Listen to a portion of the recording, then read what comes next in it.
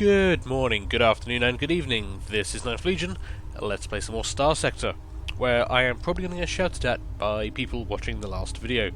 Yes, unfortunately, our fleet is down a ship. We lost our Wolf-class destroyer. We now only have the Wolf-class attack frigate, which is defective, which means it's lacking a couple of turrets, and it is not very good with its flux, unfortunately. However, there is a silver lining to the cloud of despair from me losing our frigate. We did capture the ISS Boonus, which is a Mule-class standard combat freighter. We actually had one of these at the very start of the game, and now we've got another one, swings and roundabouts, really.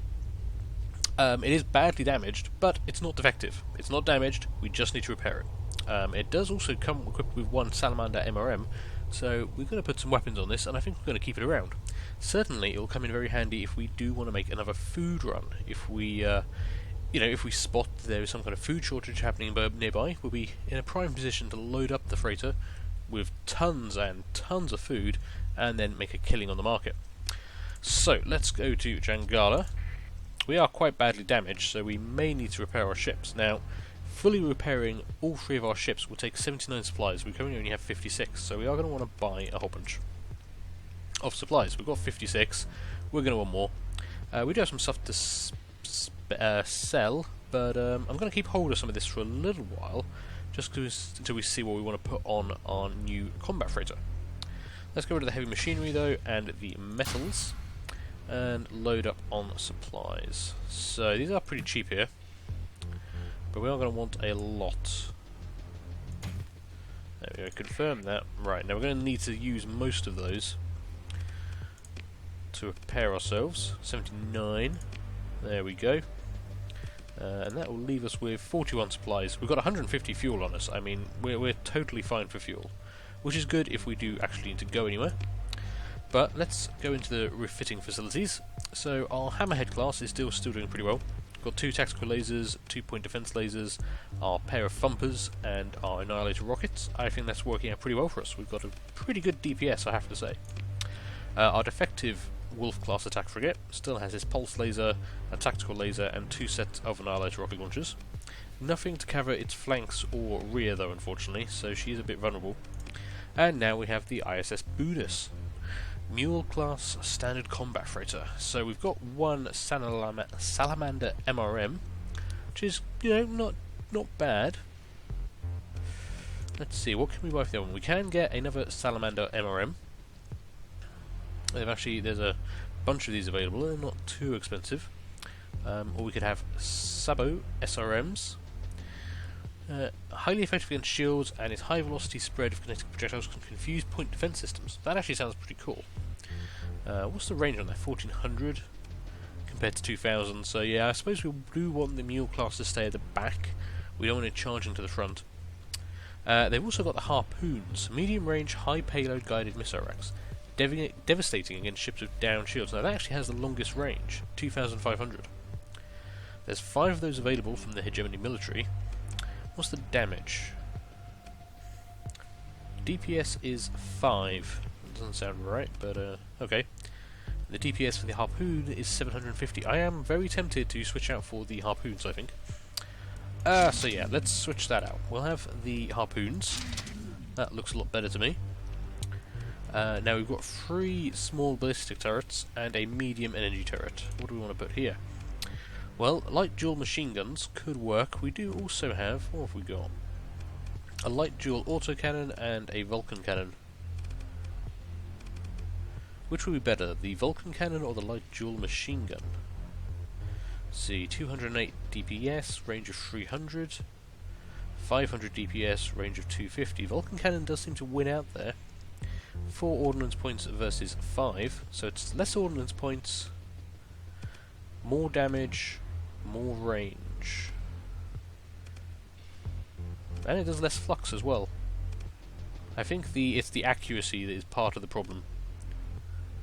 But 1200 shots per minute to 500. I think actually overall the Vulcan cannon does seem to win out.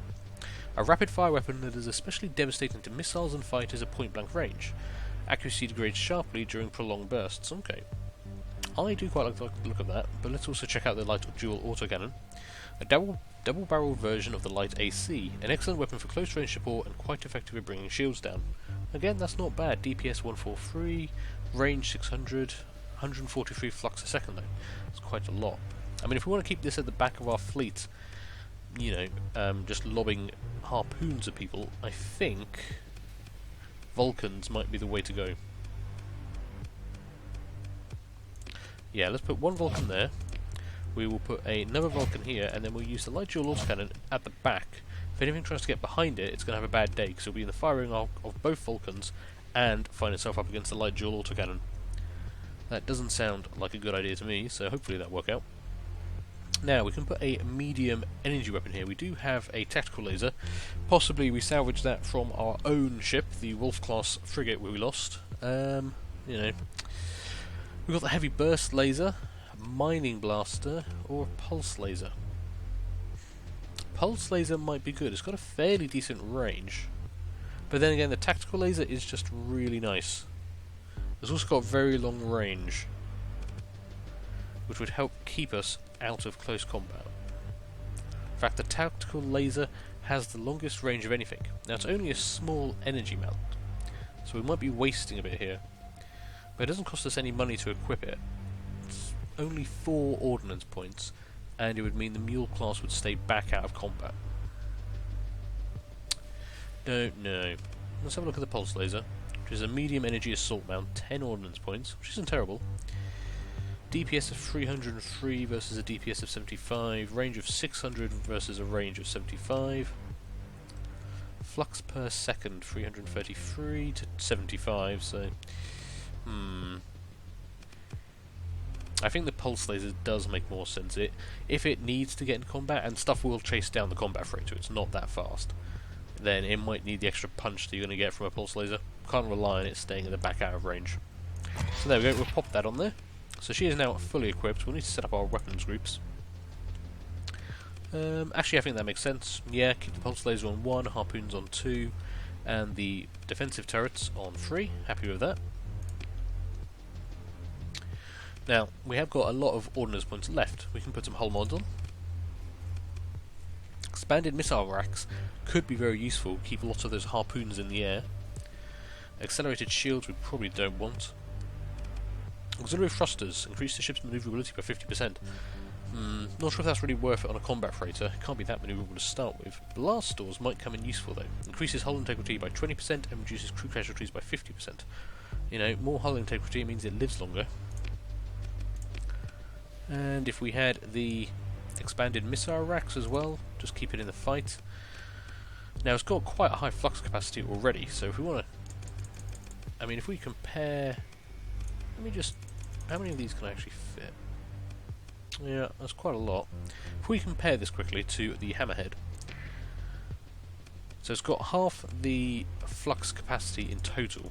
It's got more than our damaged Wolf class attack frigate.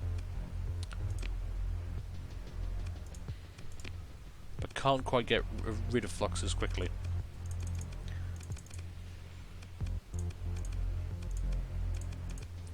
There we go, 4,000 flux and it can get rid of 231 a second. That seems to work out quite nicely, I think.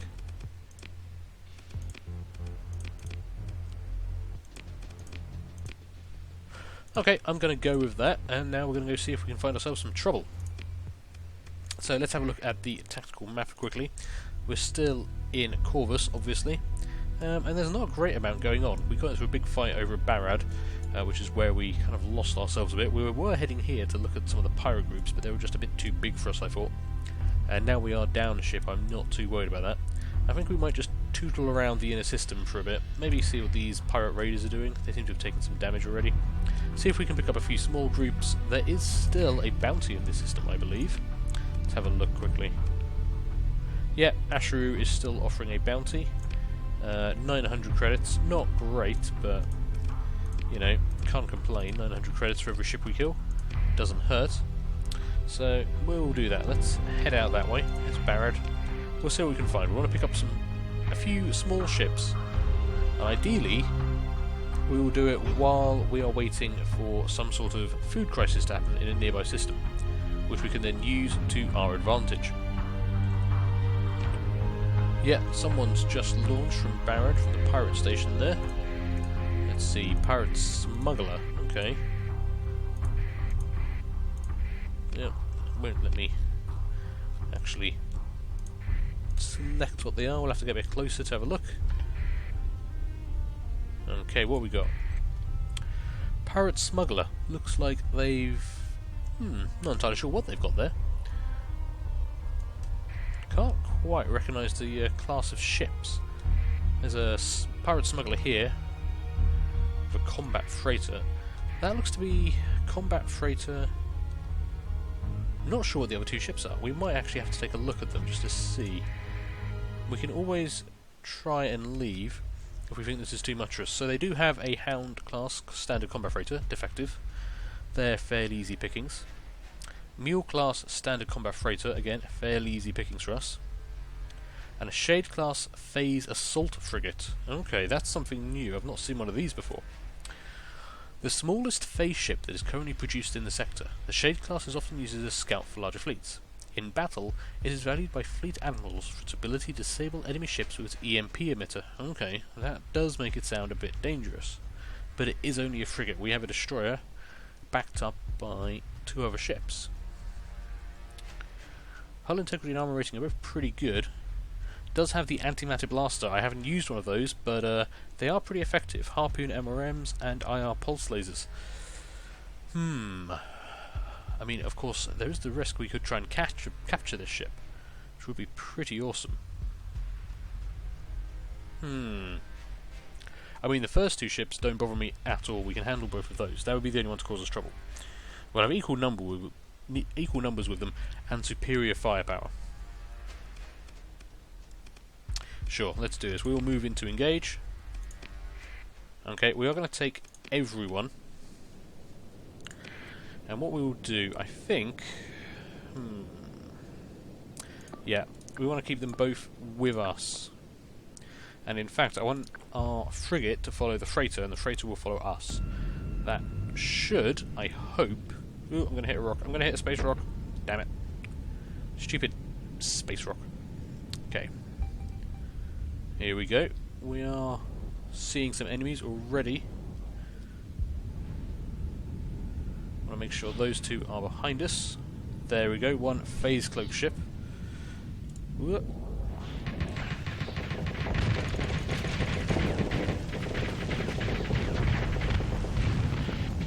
Okay, I want to try and finish this guy off really quickly.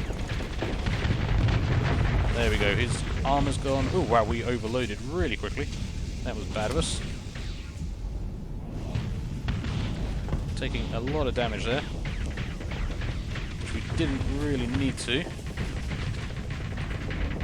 Let's get rid of our flux.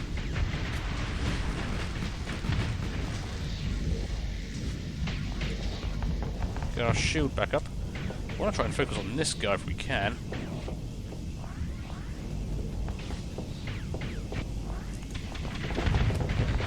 Is there a rock in front of me? I'm not sure. I hit something.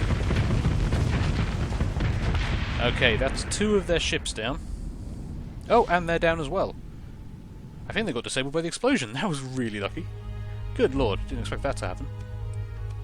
So we came out of that without minor damage to us and no damage to the other two ships. That was a nice quick fight actually. So let's see what we got. We took out the Hound class, we took out the Mule, and we took out the Shade class phase assault frigate, which was mostly taken out by the blast. I'll have to check tape on that, see what actually happened there. We will continue and stand down. Okay, we've got a chance to capture a second Mule class combat freighter. There are 3 life signs aboard. We will organise a boarding task force. We will use our Wolf D-class attack frigate. It's a defective ship. I'm not going to be too upset if we lose it. I don't want to risk losing our destroyer or the Mule class standard combat freighter. And we will send in all of our marines. Hard dock and attack ship to ship. Okay. Oh no! No, no, no! As your assault team starts to overcome resistance inside the enemy ship, it self-destructs. We knew that was a risk. Most of the men and women in the boarding party are killed by the explosion. The ISS Rock is destroyed. An after-action assessment indicates 8 crew and 8 marines lost during the fighting. The enemy lost 3 crews. 3 crew members. Damn it, they did take out our Wolf D-class attack frigate. That is, we've lost one of these per episode for the last 2 episodes now. People are going to be so unhappy with me in the comments. But it could have been worse. That could have been the Hammerhead. It could have been our Mule. You know, we had to try and capture it at least. Well, we got 414 credits from the CPU cores. Let's go see what salvage we got. 1 IR pulse laser, a flux-efficient infrared pulse laser which fires bolts of energy in medium range. An excellent weapon for prolonged bursts of fire. That's quite interesting. It's a small energy mount with a primary role of assault. 152 DPS at a range of 500 for 152 flux a second. That doesn't sound too bad, actually. We will take everything they've got there. Oh dear, well that did suck a bit. Well, we got a 3,600 credit bounty there, so that's not terrible. Both of our remaining ships are in pretty good condition. And there is a pirate smuggler here we could try and take on next. What else is around here? What looks to be quite a small Clement Armada. That looks to be quite a small force. There's also another smuggler there. I wonder, maybe that's something we could take on by ourselves, possibly? Head up this way, take a gander. If I can remember where the moon is, it's up this way. Okay. Oh, where'd the... Okay, they're gone. Somebody took them out, somebody got there first, or the bounty expired. Yep, bounty on Clemens is over. Oh, and they must just despawn at that point. Bit of a shame, but oh well. Yeah, and nothing in the immediate area. Okay, well, that was an interesting episode. We had quite a good fight, but did unfortunately lose our defective destroyer, so I am, yeah, bit of a rough patch at the moment. We've got lots of money, but we're struggling to make more. Let's see what we can do next episode. Thank you for watching. Leave a like, leave a comment, and feel free to subscribe, and hopefully I'll see you later. Bye!